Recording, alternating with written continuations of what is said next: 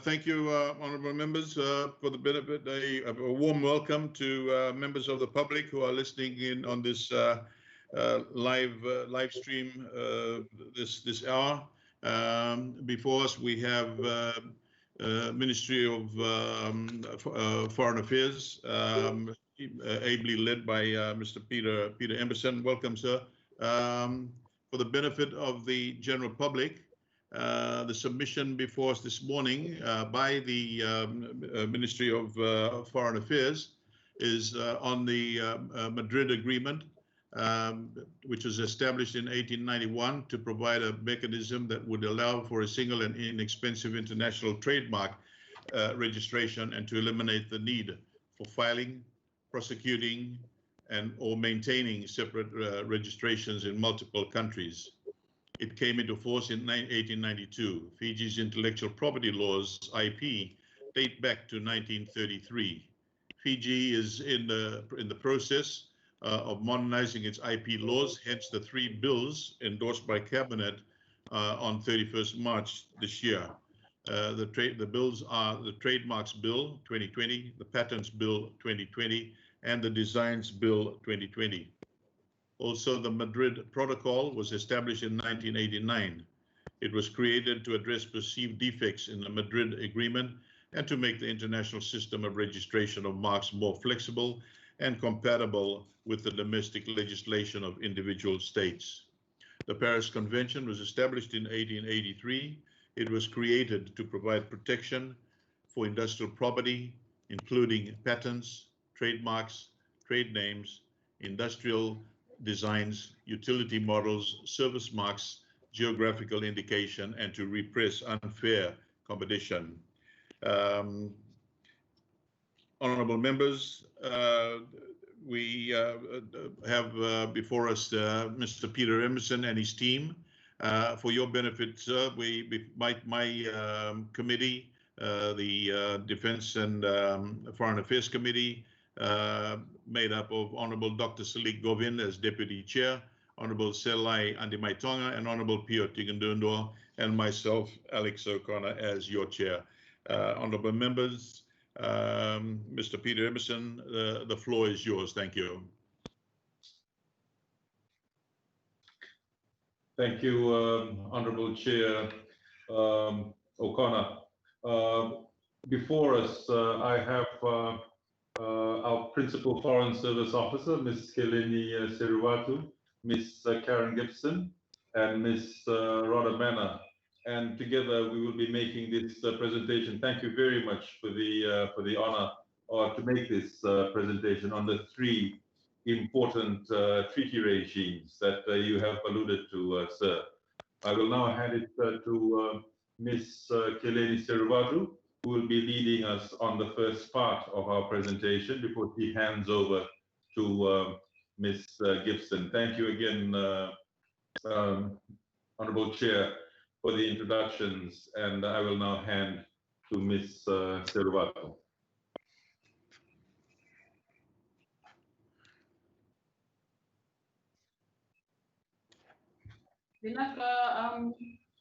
Vinaka Chair and members of the esteemed committee, on behalf of the Minister for Foreign Affairs and the Acting Permanent Secretary for Foreign Affairs, it's our privilege to come before you this morning to present our submission on these multilateral treaties.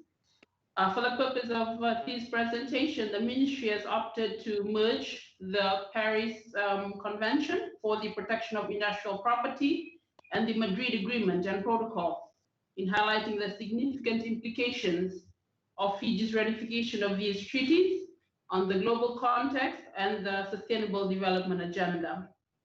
By way of background, just to complement the facts that you have rightly and sufficiently highlighted pertaining to these 2 multilateral treaties, Honorable Chair and the members of the committee, just reiterating, as has been said earlier, the Paris Convention for the Protection of Industrial Property, 1883, is one of the earliest multilateral treaties, which is still in force to date. And the convention applies to all aspects of industrial property, such as the application of patents, trademarks, industrial designs, utility models, service marks, trade names, geographical indications, and the repression of unfair competition. And of course, the Madrid system, which comprises of the two, the Madrid Agreement concerning the international registration of marks, 1891, and the protocol relating to the Madrid Agreement, 1995, are both essential and significant pieces of multilateral legislation and arrangements that complement the Paris Convention. The Madrid system, we would like to highlight, makes it possible to protect a mark in a large number of countries by obtaining an international registration that has effect in each of the designated contracting parties. Together, Chair and members of the committee, together the Paris Convention and the Madrid system provided holistic protection of Fijian intellectual property. Allow me to speak to the global governance structure of intellectual property, that is the World Intellectual Property Organization, in which Fiji joined in 1972. WIPO, as it is known in short, is a global forum for intellectual property services, policy, information, and cooperation. And Fiji has also acceded to a number of WIPO-related treaties, such as the WIPO Convention in 1971, the Berne Convention 1971 as well, the Rome Convention 1972, Phonograms Convention, as well as the TRIPS, the Agreement on Trade-Related Aspects of Intellectual Property Rights. Fiji is a member of the WIPO General Assembly, the WIPO Conference, and the Berne Union. And the Fiji Permanent Mission to the United Nations organizations in Geneva are accredited to WIPO and represent Fiji and WIPO-related matters. Distinguished Chair and members of the committee, we would like to speak to why Fiji should ratify the Paris Convention along with the Madrid system. The Paris Convention, as we have been sufficiently informed, through this process, the Paris Convention guarantees the protection of intellectual property beyond our national borders by having our local patents, our trademarks, designs recognized and protected in other countries. And we believe that it is that the convention is key to countering unfair trading practices, such as in situations where foreign industries would replicate and manufacture local patents without our consent. The convention also safeguards our infant industries and local designers in light of the substantial demand for trade under IT platform or e-commerce.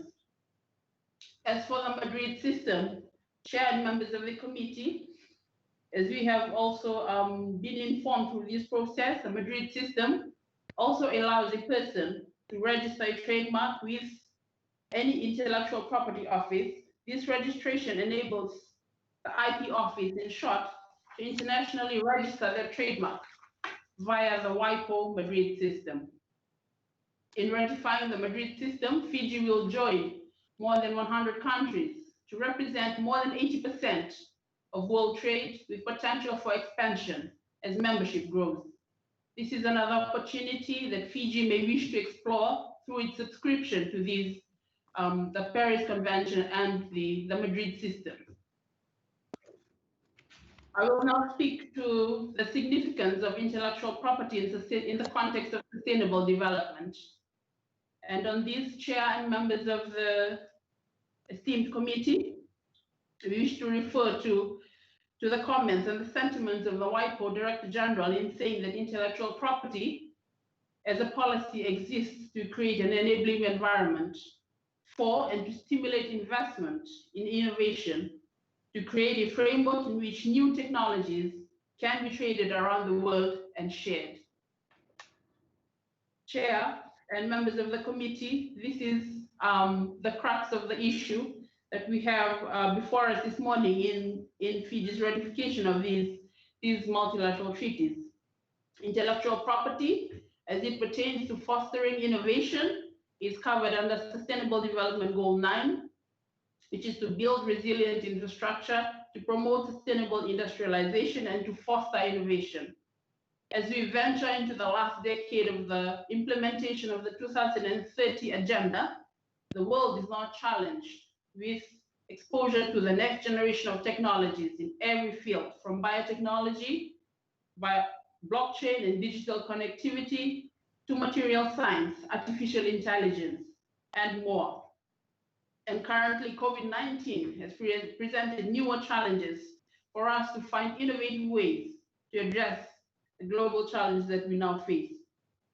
In ratifying the Paris Convention and the Madrid system, Fiji is taking steps to counter these challenges that we have. And also, as we ratify the Paris Convention, Fiji will now join 176 other countries, including countries from the Pacific region, PNG, Tonga, and Samoa. And our ratification of the Madrid system together with the convention offers a holistic measure and protection for Fijian intellectual property. I wish to reiterate the ministry's submission on these two key multilateral treaties in saying that these treaties align with Fiji's strategic objectives of global leadership at the various regional and multilateral forums. Fiji has ratified core conventions of human rights, of International Labour Organizations, conventions, amongst other key international instruments. Last year, we also were the first to ratify the Singapore Convention on the use of mediation for cross-border commercial transactions. In keeping with this momentum, it would be beneficial for Fiji to ratify the Paris Convention and the Madrid system accordingly. Distinguished Chair and members of the committee, it is our recommendation that Fiji be a contracting party to both the Paris Convention and the Madrid system, including the Madrid, which includes the Madrid Agreement and the Protocol, for the purpose of easing the process of doing business in Fiji and protecting intellectual property in Fiji and abroad. Thank you, Chair. Thank you. I will, if the committee wishes to raise any issues or any discussions, we welcome it. But if the committee wishes to reserve its comments for the end of the presentation, I would like to invite Ms. Gibson to present on the protocol. Yes, please. We will reserve questions or discussions to the very end of your entire submission. Thank you. Naka Chair. Thank you, Chair and honorable members of the committee. My presentation this morning is on the optional protocol to the Convention on the Rights of the Child on the Involvement of Children in Armed Conflict. By way of background, Fiji signed the Convention on the Rights of the Child on 2nd July 1993 and ratified the CRC on 13th August 1993. The optional protocol to the Convention on the Rights of the Child on the Involvement of Children in Armed Conflict is an international instrument that states parties to the CRC may ratify. The optional protocol aims to protect children from recruitment and use in hostilities. It was adopted by the General Assembly on 25 May 2000 and entered into force on 12 February 2002. In terms of the scope of the convention, the optional protocol is a commitment to increase the protection of children from involvement in armed conflict and requires 5 considerations listed in your paper A to E. A, states will not recruit children under the age of 18 years to send them to the battlefield. B, states will not conscript soldiers under the age of 18 years. C, states will take all possible measures to prevent such recruitment, including legislation to prohibit and criminalize the recruitment of children under the age of 18 and involve them in hostilities. D, states will demobilize anyone under the age of 18 years, conscripted or used in hostilities, and will provide physical, psychological recovery services and help their social reintegration. Finally, armed groups distinct from the armed forces of a country, should not, under any circumstances, recruit or use in hostilities anyone under the age of 18 years.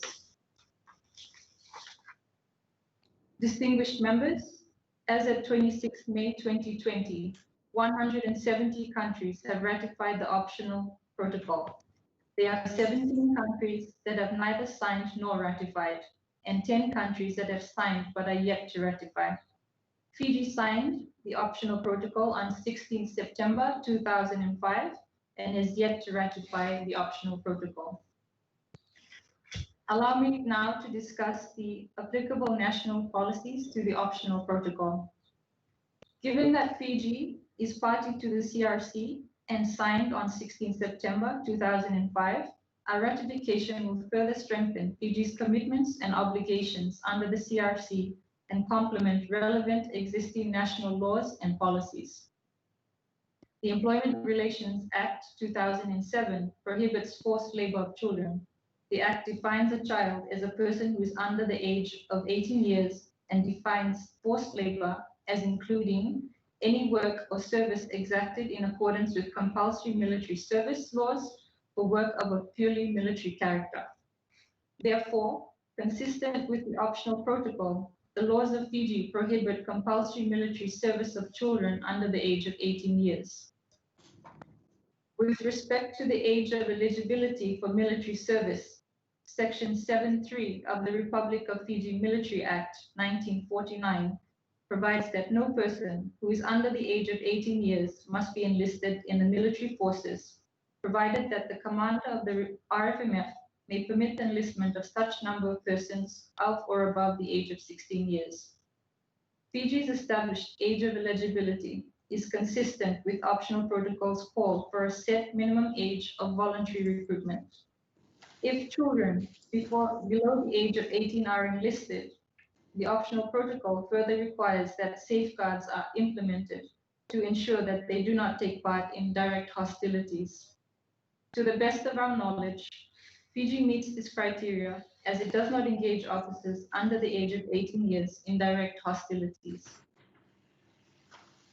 Therefore, consistent with the optional protocol, the laws of Fiji prohibit compulsory military service of children under the age of 18 and provide an effective legal framework for ensuring compliance with the minimum requirements of the optional protocol. Distinguished members, Fiji's legacy in peacekeeping is in itself a remarkable feat. It has arguably been the catalyst for our elevation in the international community and our global leadership foreign policy strategy. Fiji's ratification of the optional protocol to the Convention on the Rights of the Child on the Involvement of Children in Armed Conflict is in line with her legacy. It is not only consistent with the laws of Fiji, but it also reflects the truly Fijian value system of protection for our children and our commitment to it. Thank you, sir.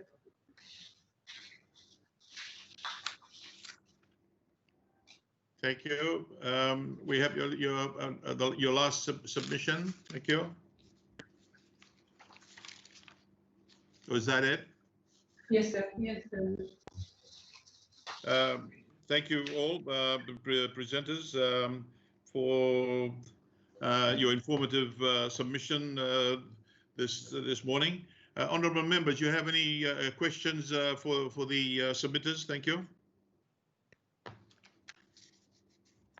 Honourable Pio.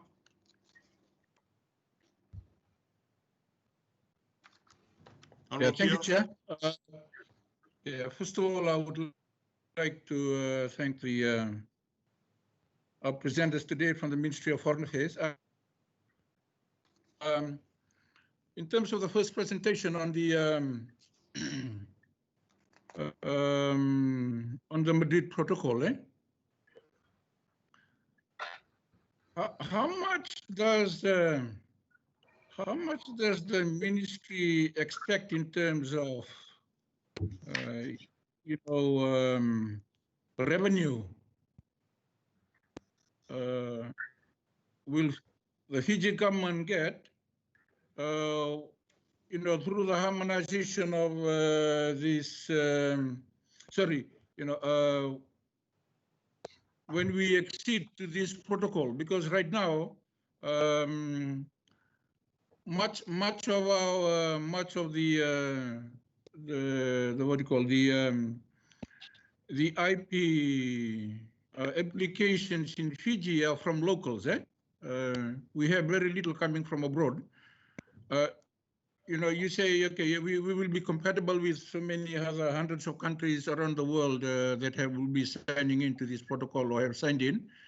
But what significant gain will we get? Because we're talking about here benefit. Okay, the benefit of being with the rest of the world is one thing. But what about benefit to our people?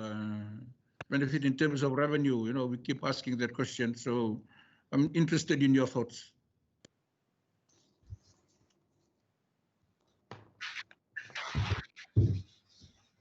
Honourable Minister, Honourable Member, if I may be allowed to take this question. The Solicitor General's office, they look after this particular area of the convention. However, how we will work from now on to ensure that knowledge and intellectual knowledge especially that belongs to our people, how do we ensure that we protect these knowledge and innovative practices that belongs to segments of our community or individuals? I think this is something that we will work through this current regime, and to ensure that our people are safeguarded against theft of their knowledge. So I think it's for us, we'll need to work through understanding the full benefits and how we can access the full returns for the benefits of our people. And we'll need to work closely with the Solicitor General's office to work through a proper formula so that the benefits come back to our communities. And it's really to safeguard against intellectual property theft. Okay, I'll leave that one there.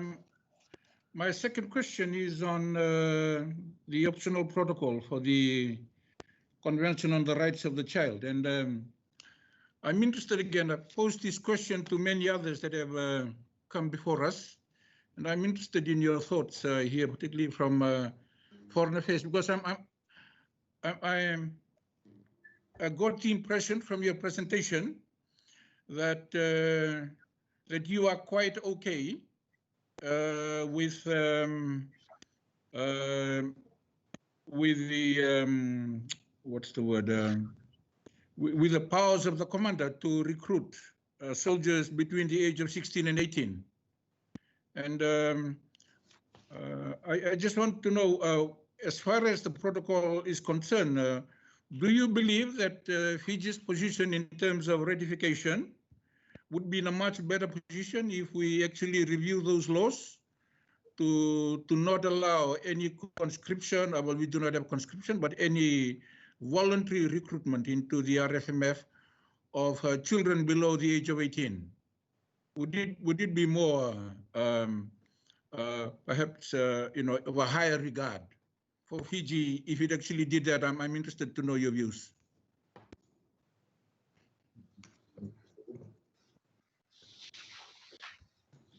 Honourable member of the committee, the RFMF Act is quite clear on the age eligibility of military service, section 7.3.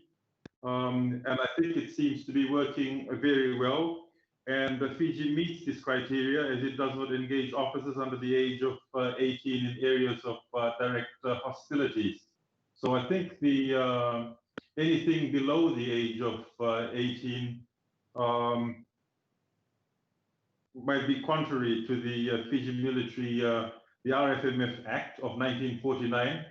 And from a Ministry of Foreign Affairs perspective, our coming on board in support of this this optional protocol is very much attuned to international best practice. That's all, Chair. Thank you. Okay, thank you. Honourable Dr. Salih Govin.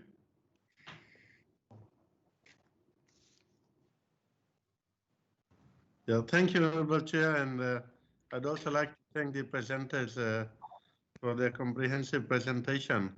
I'd just like to know the draft bill which has been presented to Cabinet on trademarks and intellectual property rights, when it is expected to be put to Parliament for debate. Is there any time frame for that? Thank you.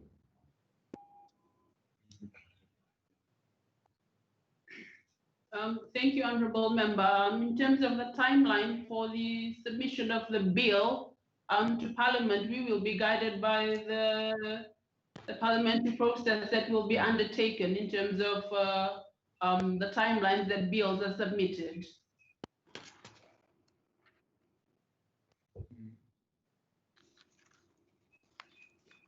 You happy there, Honorable Dr. Salik?